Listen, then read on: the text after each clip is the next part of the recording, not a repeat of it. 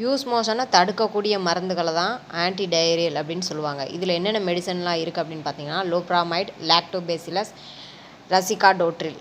இது 3 மெடிசனுமே பார்த்தீங்கன்னா டயரியாவை தடுக்கக்கூடிய மருந்துகள். இதில் வந்து பார்த்தீங்கன்னா சைடு எஃபெக்ட் யூசஸ் என்னென்னு பார்த்துடலாம் வாங்க. லோப்ராமைட் uses used to control and relieve symptoms of acute diarrhea. It works by slowing down the movement of the gut, which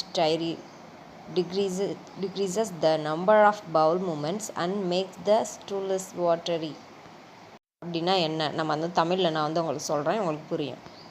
use மோஷனை தடுத்து குடல் இயக்கத்தை வந்து கண்ட்ரோல் பண்ணுது. யூஸ் மோஷன் ஆனாலே நம்ம உடம்புல இருக்க வாட்டர் வந்து கம்மியாகும். ஸோ நம்மளுக்கு வந்து டயர்ட்னஸ் வரும், நம்மளால் எந்திரிக்க முடியாது. அப்படி இருக்கிறப்ப நம்மளோட நம்ம உடம்புல இருக்க வாட்டரை வந்து கம்மி பண்ணுறனால நம்மளுக்கு வந்து ரொம்ப டயர்டாகும். அந்த மாதிரியான பிரச்சனையை வந்து தடுக்கிறதுக்கு வந்து இந்த லோப்ராமைட் வந்து யூஸ் ஆகுது.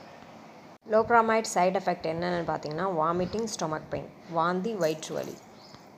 நெக்ஸ்ட் வந்து லாக்டோபேசிலஸ் யூசஸ்.